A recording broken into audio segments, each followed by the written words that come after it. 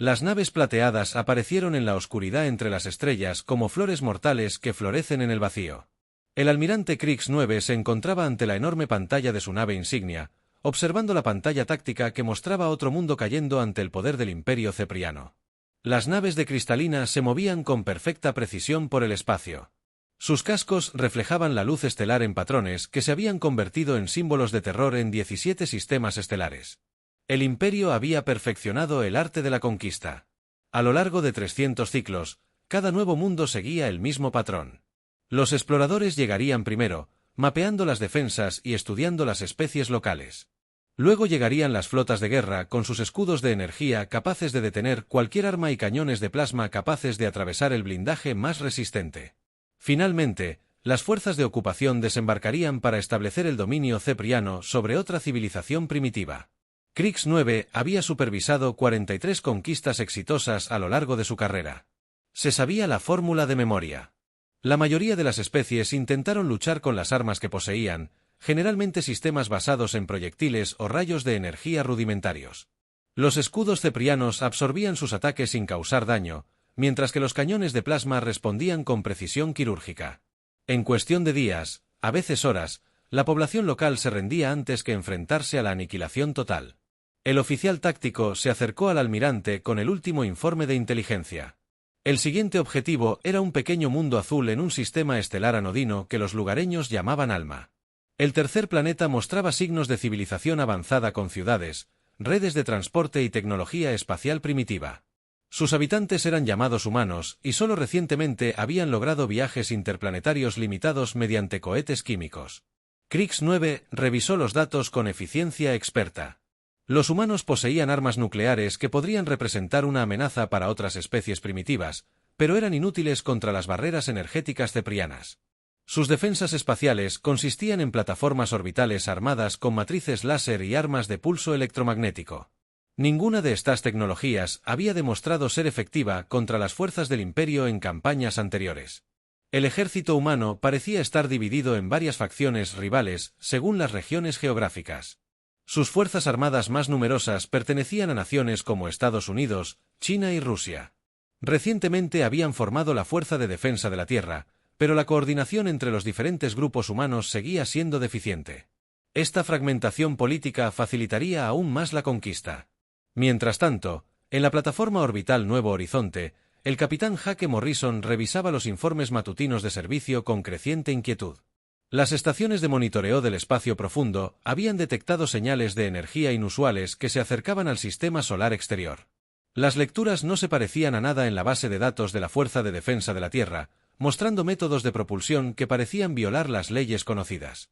Morrison había servido en el espacio durante 15 años, ascendiendo desde técnico junior hasta comandante de una de las instalaciones orbitales más importantes de la Tierra. Nuevo Horizonte albergaba el principal sistema de comunicaciones que conectaba todas las defensas espaciales humanas, lo que lo convertía en un componente crítico de la seguridad planetaria. Si fuerzas hostiles se acercaban a la Tierra, esta plataforma probablemente sería uno de sus primeros objetivos.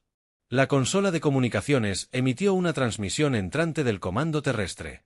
El rostro curtido del general Frank Cooper apareció en la pantalla con una expresión sombría. El general había luchado en 3 conflictos importantes a lo largo de su carrera y nunca se había visto tan preocupado como ahora. Morrison sintió un nudo en el estómago mientras esperaba la sesión informativa. Los extraterrestres habían sido detectados por observatorios de todo el mundo. Su flota constaba de aproximadamente 200 naves de diversos tamaños, todas moviéndose hacia la Tierra a velocidades inalcanzables para la tecnología humana. Los intentos de comunicarse con las naves que se aproximaban habían fracasado por completo. Las naves alienígenas ignoraban cualquier radiofrecuencia, intento de comunicación láser y señal matemática que los científicos terrestres pudieran idear. Cooper explicó que todas las unidades de la Fuerza de Defensa Terrestre estaban en alerta máxima, las baterías de misiles nucleares estaban siendo armadas o las plataformas láser estaban cargando sus sistemas de armas, y todas las naves espaciales disponibles estaban siendo posicionadas para un posible combate. El plan era simple. Si los extraterrestres se mostraban hostiles, la humanidad respondería con una fuerza abrumadora para demostrar la capacidad defensiva de la Tierra.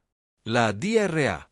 Ellen Price trabajaba frenéticamente en su laboratorio bajo las montañas rocosas, analizando las lecturas de energía de la flota alienígena que se aproximaba. Como investigadora principal de los laboratorios militares de Phoenix, tenía acceso al equipo científico más avanzado de la Tierra. Los datos que observaba desafiaban todo lo que creía saber sobre física e ingeniería. Las naves alienígenas generaban campos gravitacionales que les permitían manipular el espacio-tiempo alrededor de sus cascos. Esta tecnología explicaba cómo podían viajar más rápido que la luz y maniobrar sin sistemas de propulsión visibles.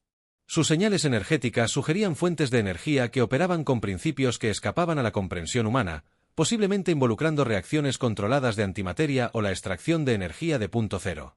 Price compartió sus hallazgos con comandantes militares de todo el mundo. Si sus cálculos eran correctos, los extraterrestres poseían tecnología siglos adelantada a la ciencia humana. Su capacidad para manipular la gravedad significaba que probablemente podrían desviar cualquier arma de proyectiles que la Tierra poseyera. Su capacidad de generación de energía sugería que podían mantener escudos de energía lo suficientemente fuertes como para absorber explosiones nucleares. Las primeras naves extraterrestres entraron en el sistema solar terrestre 12 horas después de su detección inicial. Pasaron Marte sin disminuir la velocidad, ignorando las pequeñas estaciones de investigación que los humanos habían establecido en el planeta rojo. Sensores de largo alcance rastrearon la flota a medida que se acercaba al cinturón de asteroides, donde las operaciones mineras humanas extraían metales y elementos raros para la creciente industria espacial terrestre. Dad Moore Creeks observó las instalaciones mineras humanas con cierto interés. La tecnología era primitiva, pero mostraba una determinación impresionante. Estos humanos habían logrado establecer una presencia en todo su sistema estelar utilizando cohetes químicos y sistemas básicos de soporte vital. Sus soluciones de ingeniería eran rudimentarias pero efectivas, demostrando la tenaz persistencia que hacía que algunas especies fueran más difíciles de conquistar que otras. La flota alienígena atravesó el cinturón de asteroides sin reconocer la presencia humana. El personal de la estación minera observaba aterrorizado cómo naves cristalinas del tamaño de pequeñas ciudades se deslizaban silenciosamente junto a sus instalaciones. Los alienígenas podrían haber destruido las estaciones fácilmente, pero parecían desinteresados en nada más que su destino final, la Tierra misma. Morrison recibía actualizaciones continuas a medida que la flota alienígena se acercaba. Las naves eran hermosas a la vez que letales, sus cascos parecían curvar la luz a su alrededor como prismas vivientes. Cada nave tenía un diseño único, pero claramente formaba parte de una base tecnológica unificada. Las naves más grandes se extendían kilómetros, mientras que las naves de escolta más pequeñas se movían entre ellas como peces metálicos nadando en un océano de estrellas las 24 horas del día. Tras la primera detección, la flota alienígena alcanzó la órbita terrestre. 200 naves se dispusieron en una esfera perfecta alrededor del planeta, posicionándose sobre cada continente y océano principal. La formación era tan precisa que los observadores humanos se dieron cuenta de que estaban presenciando una disciplina militar que superaba cualquier experiencia terrestre. Entonces los extraterrestres hablaron. El mensaje llegó simultáneamente en todas las frecuencias de radio y canales de comunicación que usaban los humanos. La voz era artificial, claramente generada por un software de traducción que había aprendido idiomas humanos al monitorear las transmisiones terrestres. Las palabras eran simples y aterradoras en su franqueza. El Imperio Cepriano había llegado para reclamar la Tierra como otra conquista. La humanidad tenía una opción: rendirse de inmediato y aceptar la incorporación al Imperio o enfrentar el mismo destino que había corrido todas las demás especies que optaron por la resistencia. Los extraterrestres le dieron a la Tierra 72 horas para decidir. La respuesta llegó exactamente 72 horas después del ultimátum alienígena. Todas las naciones de la Tierra votaron en sesiones de emergencia y la respuesta fue unánime. La humanidad lucharía. El general Frank Cooper se encontraba en el centro de mando, en las profundidades de las montañas rocosas, rodeado de pantallas que mostraban a las fuerzas militares de todo el mundo preparándose para la batalla. La mayor acción militar coordinada de la historia de la humanidad estaba a punto de comenzar. La teniente comandante Lisa Barnes se aferró a los brazos de su silla de mando a bordo del destructor USS Defiance mientras la primera oleada de naves humanas avanzaba hacia la flota alienígena. Se habían reunido 200 naves terrestres de todas las naciones con capacidad espacial, representando la mejor tecnología militar que la humanidad poseía. Misiles con armas nucleares llenaban sus tubos de lanzamiento. Cañones láser cargados a máxima potencia y armas de pulso electromagnético listas para interrumpir la electrónica alienígena. El plan de batalla era simple y directo.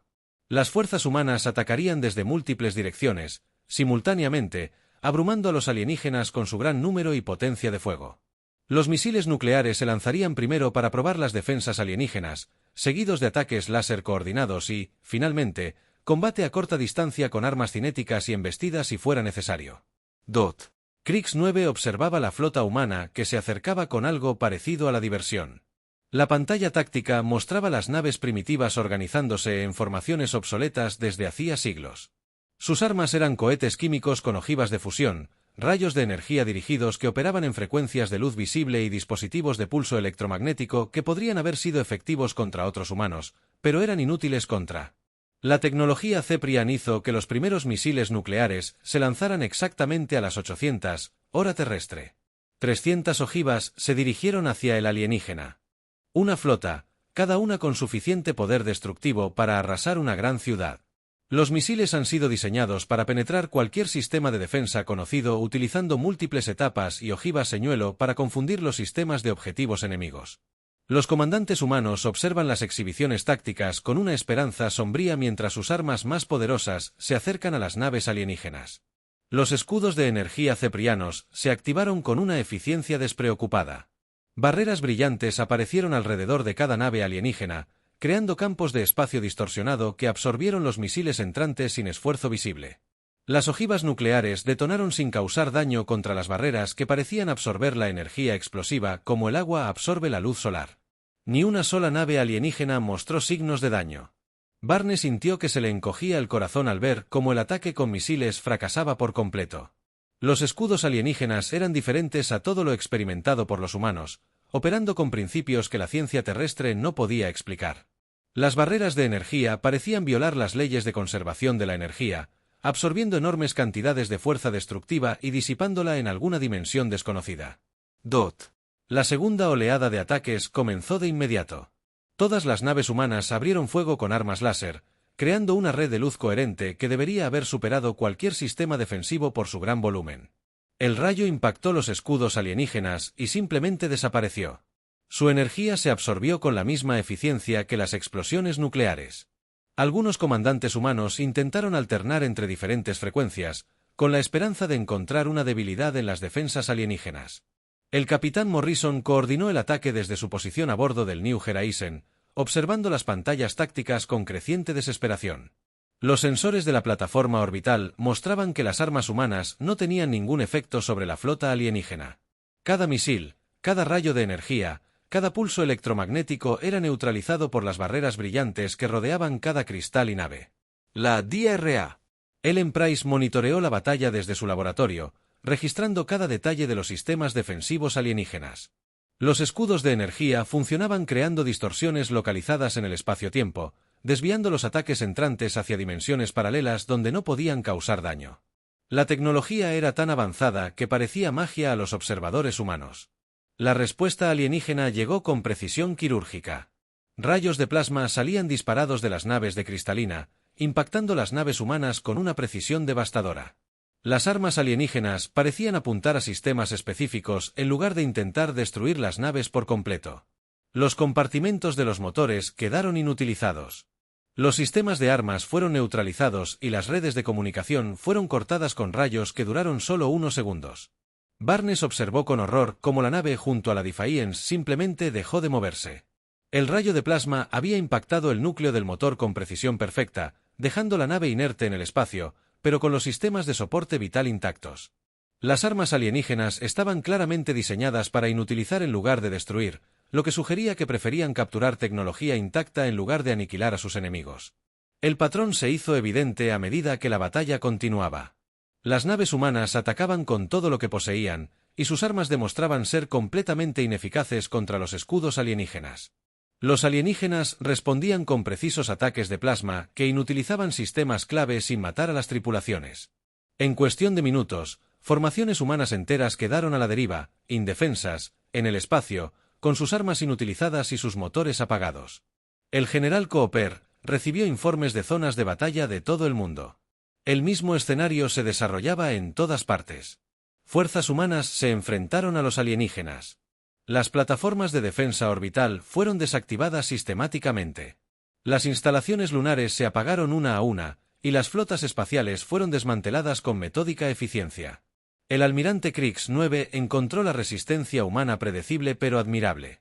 Estos seres lucharon con determinación incluso ante adversidades inimaginables, y continuaron atacando mucho después de que se hiciera evidente la ineficacia de sus armas. El patrón era idéntico al de otras 42 especies que el Imperio había conquistado. El desafío inicial fue seguido por un reconocimiento gradual de la inutilidad y la rendición final. Los alienígenas demostraron su superioridad tecnológica con exhibiciones casuales de poder que dejaron atónitos a los observadores humanos. Campos gravitacionales aparecieron alrededor de las naves humanas, manteniéndolas inmóviles en el espacio, mientras rayos de plasma desactivaban sus sistemas.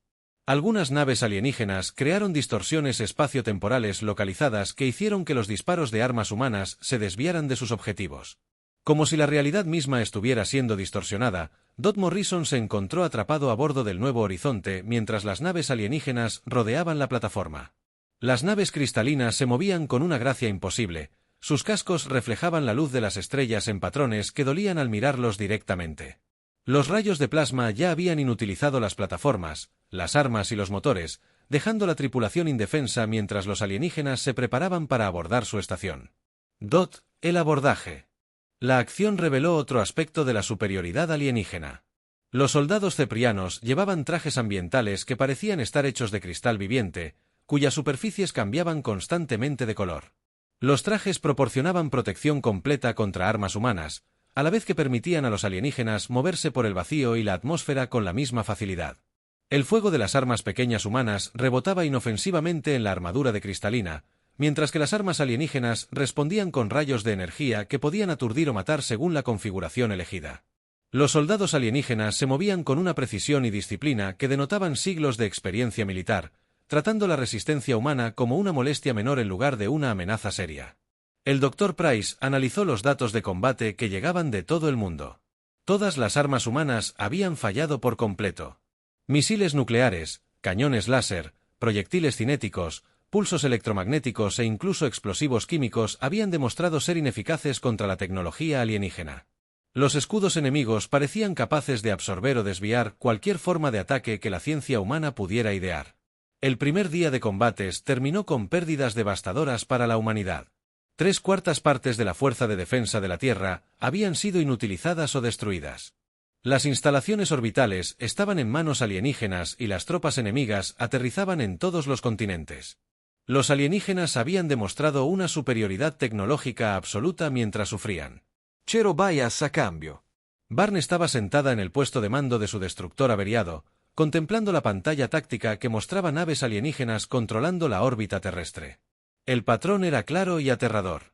La humanidad había traído sus mejores armas para luchar contra un enemigo que podía neutralizar cualquier ataque con facilidad. La guerra parecía terminada antes de haber comenzado realmente. El sargento Danny Walsh apoyó la espalda contra la viga metálica retorcida que había formado parte del búnker principal de la base Alfa. Habían pasado 3 días desde que el ataque de plasma alienígena redujo las instalaciones montañosas a escombros humeantes, y él era el único superviviente escondido entre las ruinas. Se le había acabado el agua hacía 12 horas. Sus raciones habían desaparecido y su rifle de energía estándar había sido destruido en el bombardeo inicial. El sonido de las unidades de patrulla alienígena acercándose resonó por el campo de escombros. Walsh pudo oír el característico zumbido de sus sistemas antigravedad al deslizarse sobre el hormigón roto y el acero retorcido. Los equipos de búsqueda ceprianos llevaban 3 días peinando metódicamente las ruinas, buscando supervivientes y tecnología humana recuperable. Walsh aferró la única arma que le quedaba, una vieja granada de fósforo blanco que, de alguna manera, había sobrevivido a la destrucción. La granada era un antiguo excedente militar, el tipo de arma química que los ejércitos modernos habían abandonado en gran medida en favor de sistemas energéticos más sofisticados. La mayoría de los soldados consideraban las granadas de fósforo blanco reliquias obsoletas de una era bélica más primitiva. La patrulla alienígena dobló la esquina de un muro derrumbado, su armadura de cristalina reflejaba la tenue luz que se filtraba entre los escombros. 3 soldados ceprianos se movían en perfecta formación. Sus escudos de energía brillaban a su alrededor como pompas de jabón hechas de luz. Sus armas estaban cargadas y listas, capaces de aturdir o matar a cualquier humano que encontraran. Walsh había observado. Estos mismos alienígenas masacraron a toda su unidad 48 horas antes. Los soldados humanos habían luchado valientemente con sus rifles de energía y granadas de plasma, pero cada disparo había sido absorbido sin causar daño por los escudos alienígenas. Los Cepreons habían respondido con precisas armas de rayos que habían atravesado la armadura humana como papel, dejando a Walsh como el único superviviente, escondido entre los escombros. El soldado alienígena líder estaba a menos de 10 metros de distancia cuando Walsh tomó su decisión. No tenía ninguna posibilidad de escapar ni armas que pudieran penetrar sus defensas. Pero se negó a ser capturado sin luchar. La granada de fósforo blanco se sentía pesada en su mano temblorosa mientras quitaba el seguro y se preparaba para arriesgar su vida en un último acto de desafío. La granada explotó en un brillante destello de luz blanca, liberando una nube de fósforo ardiente. Partículas que se propagaron rápidamente por el espacio cerrado. Walsh esperaba que los escudos alienígenas absorbieran la explosión como cualquier otra arma humana. Pero algo extraordinario ocurrió. El fósforo ardiente traspasó las barreras energéticas por completo, impactando directamente a los soldados alienígenas. El efecto fue inmediato y devastador. El fósforo blanco ardía a temperaturas superiores a los 800 grados, lo suficientemente caliente como para fundir el cobre e incendiar la mayoría de los materiales orgánicos al contacto.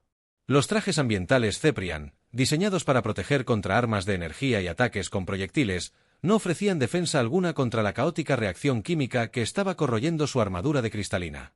Walsh observó con asombro cómo los 3 soldados alienígenas se desplomaban, sus trajes se rompían y sus sistemas de soporte vital fallaban. El fósforo blanco continuó ardiendo durante varios minutos, creando una nube de energía súper. Un humo recalentado llenaba las ruinas con un acre olor químico. Por primera vez desde que comenzó la invasión, armas humanas habían matado a soldados alienígenas.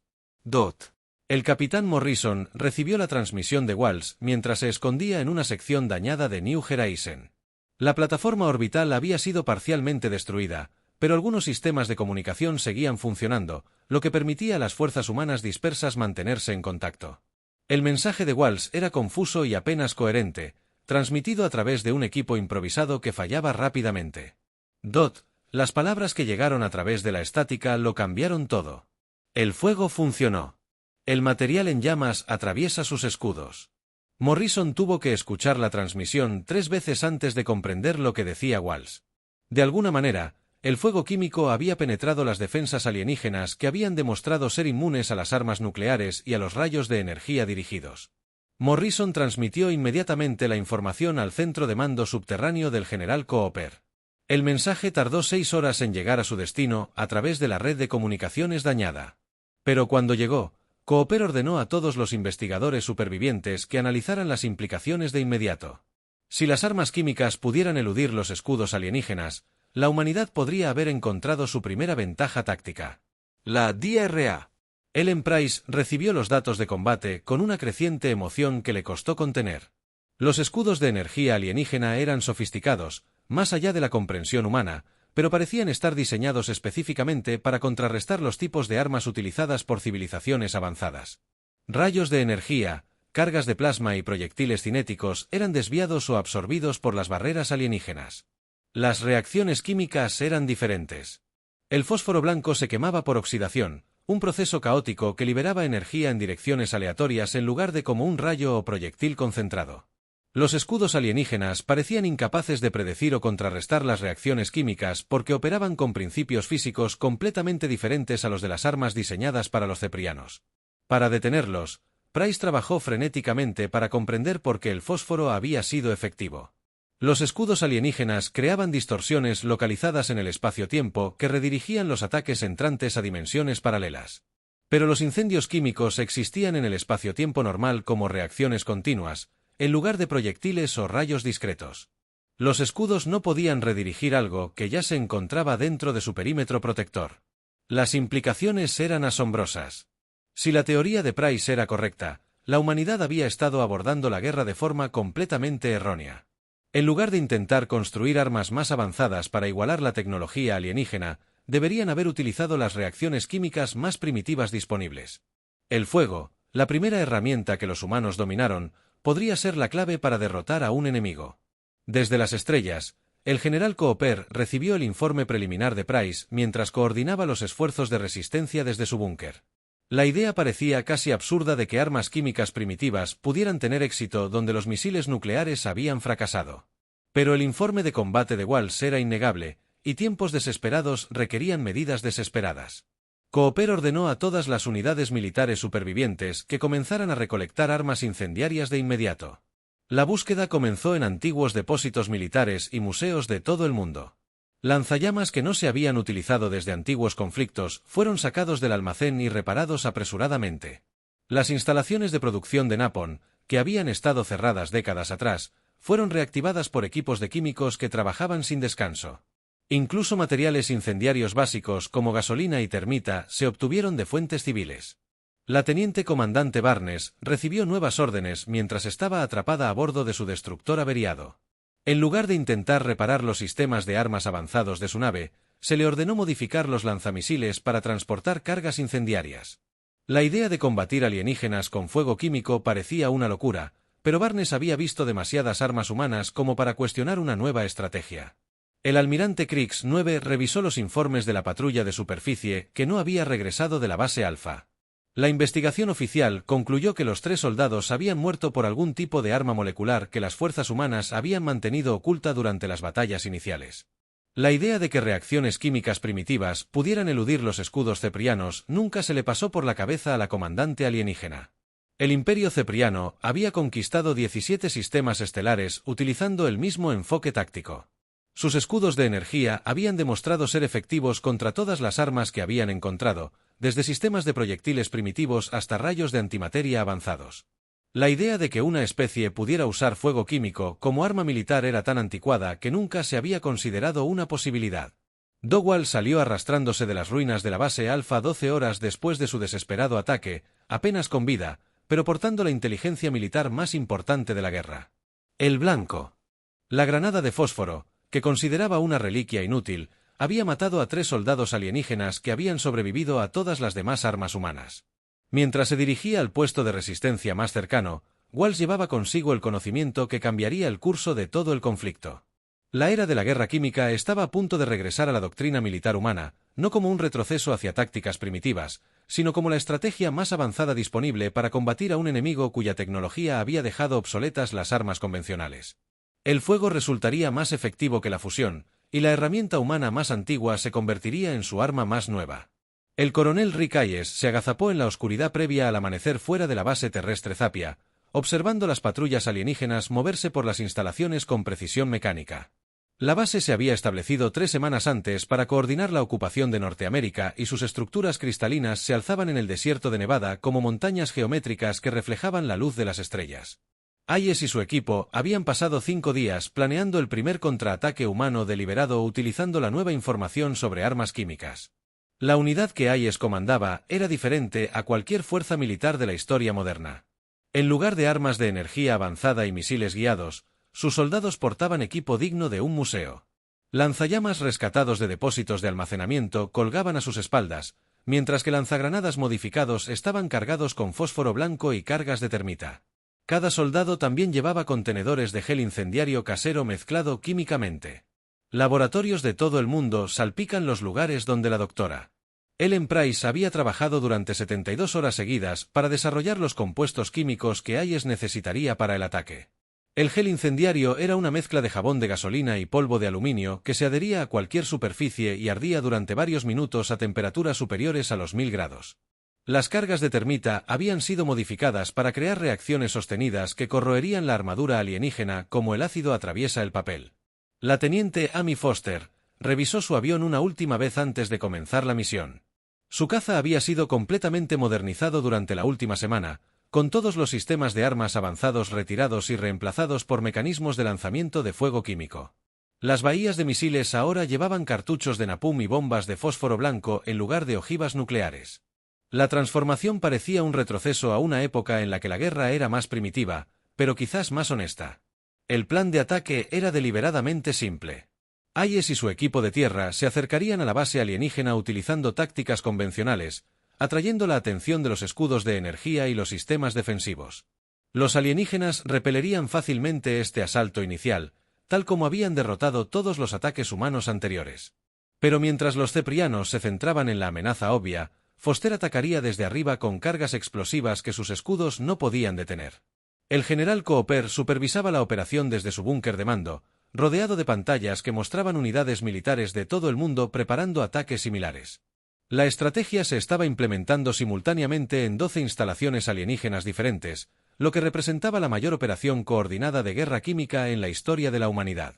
Si los ataques fracasaban, la humanidad habría agotado su última esperanza de resistencia efectiva.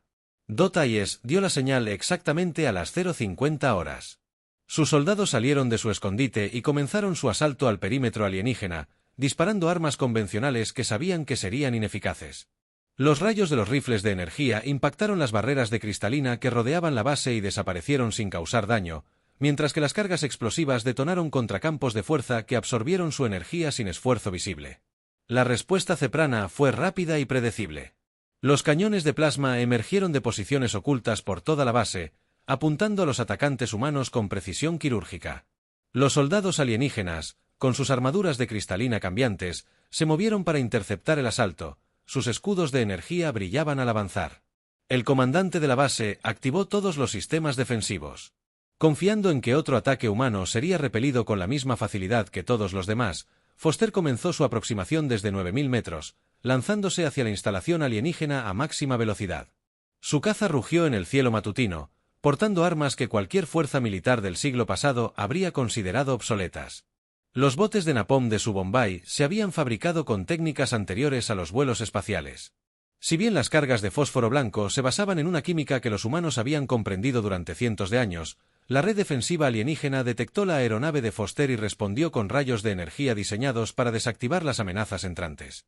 Los rayos de plasma se dispararon hacia arriba a través de la atmósfera, impactando su caza con una precisión devastadora. El casco de la nave comenzó a brillar con la energía absorbida mientras las armas alienígenas intentaban sobrecargar sus sistemas y forzar un aterrizaje de emergencia. Dot Foster sostuvo. A pesar del daño acumulado en su caza, los rayos alienígenas estaban diseñados para inutilizar aeronaves avanzadas alterando sus sistemas electrónicos y fuentes de alimentación. Pero su avión había sido modificado para operar con un mínimo de electrónica. Las armas químicas en su Bombay no requerían sistemas sofisticados de guía ni objetivos informáticos, solo mecanismos mecánicos básicos de liberación que podían funcionar incluso si el resto de la aeronave era destruida. La liberación se produjo a 1524 metros de altitud. Docenas de contenedores cayeron del caza dañado de Foster, extendiéndose por la base alienígena como una lluvia mortal. Los contenedores contenían napalm, que ardía durante 20 minutos, fósforo blanco, que se encendía al contacto con el aire, y mezclas de termita, capaces de derretir acero y hormigón. Ninguna de estas armas requería tecnología avanzada ni sistemas de lanzamiento sofisticados.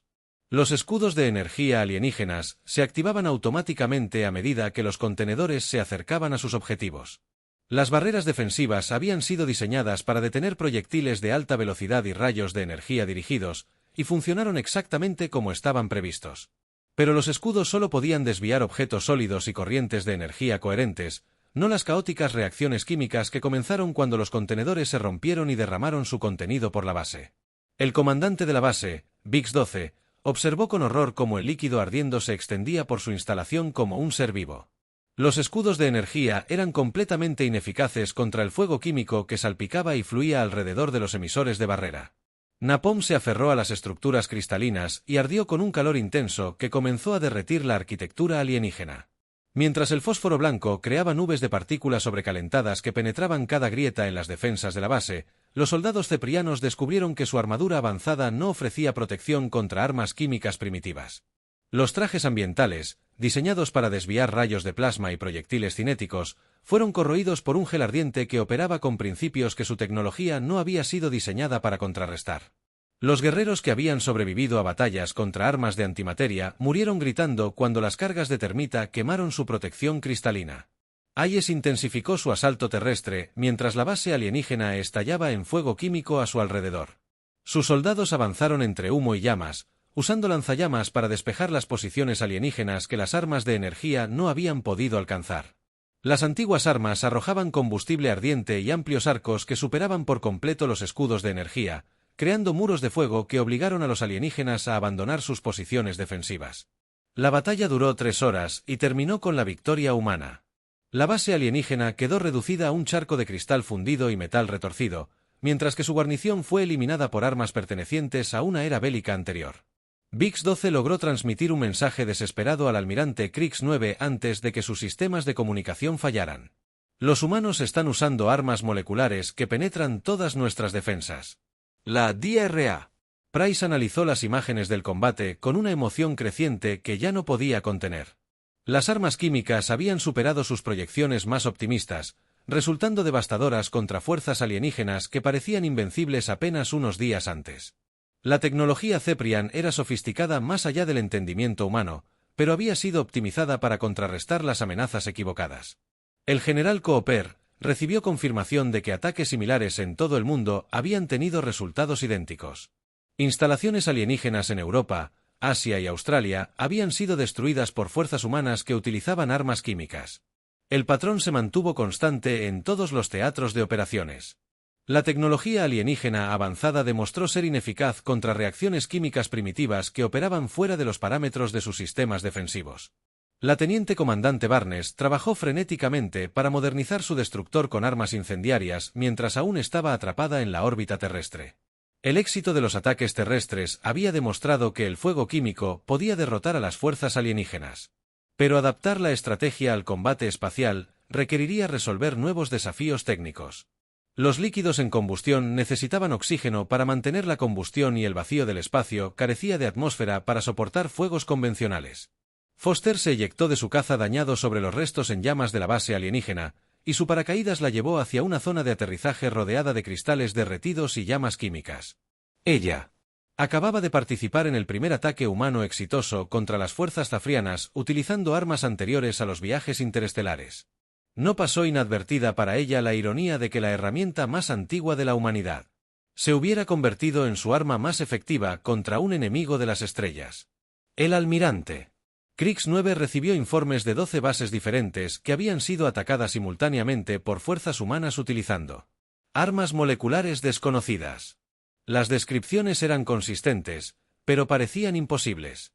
Fuegos químicos primitivos que traspasaban los escudos de energía y quemaban armaduras cristalinas. El informe sugería que los humanos poseían algún tipo de química avanzada que el Imperio jamás había encontrado. Hayes inspeccionó la base alienígena destruida mientras sus soldados aseguraban la zona. Las armas químicas habían demostrado ser más efectivas de lo que nadie se había atrevido a esperar. Pero la victoria llegó con un conocimiento aleccionador. La humanidad había encontrado una manera de luchar contra la invasión alienígena. Pero hacerlo requería abandonar décadas de avance militar en favor de armas que pertenecían a su violento pasado. El almirante Krigsin observaba las exhibiciones tácticas con una emoción que nunca había experimentado en 3 siglos de servicio militar. Temía a la flota humana que se acercaba a su posición. La luna de la Tierra portaba rastros de armas que desafiaban todo lo que el Imperio Ceprian entendía sobre la guerra. En lugar de rayos de energía o proyectiles cinéticos, las primitivas naves estaban cargadas con compuestos químicos que creaban reacciones de combustión sostenida en el vacío del espacio. DOT. El capitán Morrison se encontraba en el puente de mando de la reconstruida nave insignia de la Tierra, la Resurrección, observando la armada alienígena a través de ventanas reforzadas con blindaje de emergencia.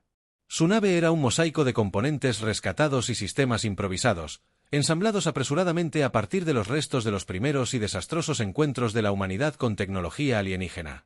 Pero las bodegas de armas contenían cargas útiles que ya habían demostrado su eficacia contra enemigos aparentemente invencibles. Los preparativos para la batalla espacial habían requerido 6 semanas de frenético trabajo por parte de científicos e ingenieros de todo el mundo. Crear armas químicas que pudieran funcionar en el vacío requería resolver problemas que ninguna fuerza militar había enfrentado antes. La DRA. Ellen Price había desarrollado dispositivos incendiarios especializados que transportaban sus propios suministros de oxígeno, lo que permitía que los compuestos de termita y magnesio ardieran en el ambiente sin aire entre planetas. La teniente comandante Barnes comandaba un escuadrón de cazas completamente reconstruido para la guerra química. Sus pilotos pilotaban aeronaves que parecían antiguos bombarderos. En lugar de cazas espaciales modernos, sus elegantes cascos rebosaban de contenedores de gel incandescente y pólvora metálica. La transformación parecía un retroceso a siglos de evolución militar. Pero las recientes victorias terrestres habían demostrado que las armas primitivas podían triunfar donde la tecnología avanzada fracasaba. La estrategia humana era desesperadamente simple. La flota restante de la Tierra cargaría directamente contra la formación alienígena, recibiendo cualquier daño que las armas de plasma Ceprian pudieran infligir mientras se acercaban a quemarropa. Una vez dentro del perímetro defensivo alienígena, liberarían nubes de partículas incandescentes que podrían adherirse a los agujeros enemigos y erosionar la armadura de Cristalina. Con el tiempo, el general Cooper monitoreó la batalla desde su centro de mando subterráneo, sabiendo que este enfrentamiento determinaría el destino de la humanidad. Si las armas químicas espaciales demostraban ser tan efectivas como sus contrapartes terrestres, la Tierra podría sobrevivir a la invasión alienígena. Si fallaban, el planeta caería bajo la ocupación permanente de Ceprien en cuestión de días. Dot Morrison dio la orden de ataque exactamente a las 12 horas, hora terrestre. La flota humana aceleró hacia la armada alienígena con los motores a máxima potencia, sus cascos brillando por la tensión de la aceleración de emergencia. Rayos de plasma salieron disparados de inmediato de las naves cristalinas, impactando a las naves humanas con una precisión devastadora que había caracterizado todos los enfrentamientos anteriores. La diferencia radicaba en que a las fuerzas humanas ya no les importaba recibir daño de las armas alienígenas. La nave de Morrison absorbió múltiples impactos de plasma que habrían inutilizado naves anteriores, pero la resurrección había sido construida específicamente para lanzar armas químicas a corta distancia. El blindaje se había sacrificado por la capacidad de carga, mientras que la electrónica sofisticada se había reemplazado por sistemas mecánicos simples que podían funcionar incluso con daños graves. El almirante Kriegs 9 observaba la flota humana que se acercaba con creciente confusión. Las naves primitivas estaban aceptando daños que deberían haberlas obligado a retirarse, continuando su avance incluso mientras los rayos de plasma atravesaban sus cascos. Varias naves humanas estaban claramente muriendo, con sus motores fallando y los sistemas de soporte vital dañados, pero mantuvieron el rumbo hacia la formación cepriana. Barnes dirigió a su escuadrón de cazas a través del espacio entre dos naves capitales alienígenas. Su aeronave estaba cargada con bombas incendiarias especializadas, diseñadas específicamente para el combate espacial. Bengalas de magnesio que ardían sin necesidad de oxígeno atmosférico llenaban sus compartimentos de armas, junto con cargas de termita que podían soldarse a agujeros alienígenas y arder durante horas en el vacío entre estrellas. La descarga se produjo a 300 metros de distancia, lo suficientemente cerca como para que Barnes pudiera ver detalles individuales en los cascos alienígenas cristalinos. Sus cazas dispersaron sus cargas útiles y nubes que se extendían hacia las naves enemigas como nieve mortal. Las bengalas de magnesio se encendieron El contacto con la armadura alienígena creaba puntos de luz blanca brillante que ardían a temperaturas superiores a los 3000 grados. Los escudos de energía ceprianos se activaban automáticamente a medida que las partículas ardientes se acercaban a sus cascos. Las barreras defensivas habían sido diseñadas para desviar los proyectiles entrantes y absorber los rayos de energía dirigidos, y funcionaron exactamente como estaba previsto. Pero los escudos solo podían proteger contra ataques discretos, no contra las caóticas reacciones químicas que ya se desarrollaban dentro de su perímetro defensivo. Morrison observaba a través de los sensores de su nave cómo las cargas de termita se soldaban a los cascos alienígenas y comenzaban a devorar la armadura de Cristalina. Los compuestos ardían sin necesidad de oxígeno externo, alimentados por reacciones químicas que liberaban su propia energía y mantenían la combustión. Cada carga creaba un pequeño agujero que se ensanchaba gradualmente a medida que el metal ardiente se adentraba más en las naves alienígenas. El comandante de la base estructural VIX-12, ahora a bordo de la nave insignia de Krieg 9 tras la destrucción de su instalación terrestre, observaba horrorizado las pantallas tácticas. Las armas químicas humanas eludían todos los sistemas defensivos del Imperio, creando fuegos que ardían directamente contra los cascos de las naves sin ser desviados por las barreras de energía. La respuesta alienígena fue rápida pero ineficaz. Los cañones de plasma disparaban continuamente contra las naves humanas que se acercaban, infligiendo daños masivos, pero sin detener su avance. Los humanos parecían dispuestos a sacrificar toda su flota si era necesario para lanzar sus cargas químicas a corta distancia. Las naves individuales continuaron luchando incluso después de sufrir daños que deberían haber sido fatales al instante. La DRA.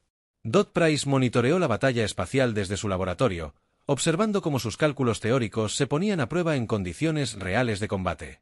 Los compuestos incendiarios especializados superaban sus proyecciones más optimistas, creando fuegos sostenidos que los escudos alienígenas no podían extinguir ni desviar. Barnes alejó su caza dañado de un crucero alienígena que ahora ardía en todo su casco. Docenas de cargas de termita se habían adherido a la armadura de Cristalina, creando cada una un pequeño infierno que devoraba la estructura de la nave a cada segundo. La hermosa nave alienígena, que parecía invencible apenas unas horas antes, ahora agonizaba por reacciones químicas que operaban según principios más antiguos que la civilización. La batalla se prolongó durante 6 horas, mientras las naves humanas liberaban nubes de partículas ardientes por toda la formación alienígena. Las llamaradas de magnesio creaban brillantes puntos de luz que convertían el espacio alrededor de la luna terrestre en una constelación de fuegos químicos. Las cargas de termita se soldaban a los cascos alienígenas y ardían con una intensidad capaz de fundir el acero y vaporizarlo. Roca. Morrison sintió el obturador de resurrección cuando otro rayo de plasma impactó el casco de su nave, pero mantuvo el rumbo hacia la nave alienígena más grande de la formación. Sus bodegas de carga contenían suficiente gel incendiario para cubrir toda la nave insignia enemiga con fuego químico que ardería durante días. El sistema de lanzamiento era simple: chocar contra la nave alienígena y dejar que el compuesto ardiente se extendiera por su cristalina. El almirante blindado Kriegs 9 tomó la decisión que ningún comandante cepriano se había visto obligado a considerar en 3 siglos de conquista. Mientras su nave insignia ardía a su alrededor por fuegos químicos que su tecnología no podía extinguir, transmitió la orden de retirada total del sistema de almas. Los humanos primitivos habían encontrado la manera de convertir la superioridad tecnológica del Imperio en una debilidad. La retirada comenzó de inmediato, mientras las naves alienígenas supervivientes intentaban escapar del infierno químico que cristalizaba el espacio alrededor de la Tierra.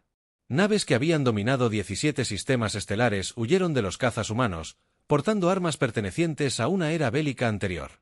La fuerza militar más avanzada de la galaxia estaba siendo derrotada por reacciones químicas controladas que los humanos dominaban antes de alcanzar el vuelo interplanetario. Barnes persiguió a los alienígenas en retirada hasta donde su caza dañado podía viajar, observando cómo las naves alienígenas desaparecían en el hiperespacio con sus cascos aún ardiendo por las cargas de termita. La hermosa armadura de cristalina, que había reflejado la luz de las estrellas como espejos ahora, estaba picada y marcada por incendios químicos que continuaban ardiendo en el vacío del espacio. El general Cooper recibió los informes finales de batalla 12 horas después del combate. Terminó. La flota alienígena había sufrido un 60% de bajas antes de retirarse al hiperespacio. Si bien las pérdidas humanas fueron graves, pero aceptables dado lo que estaba en juego. Más importante aún, el Imperio cepriano se había visto obligado a abandonar por completo su conquista de la Tierra. Morrison estaba de pie en el puente de su nave en llamas, observando cómo las últimas naves alienígenas desaparecían en la oscuridad entre las estrellas. La resurrección moría a su alrededor, su agujero abierto en docenas de lugares por armas alienígenas, pero había entregado su carga química con éxito. En la distancia, los bris de naves extraterrestres continuaron ardiendo con fuegos que serían visibles desde la Tierra durante semanas. La DRA. Dot Price analizó los datos finales del combate con una satisfacción que le costó contener. La humanidad había demostrado que la tecnología más avanzada podía ser derrotada por los principios bélicos más antiguos. El fuego químico había triunfado donde las armas nucleares habían fracasado. Y la galaxia recordaría la Tierra como el mundo donde las reacciones primitivas habían superado las defensas sofisticadas. La guerra había terminado, pero sus lecciones eran fascinantes.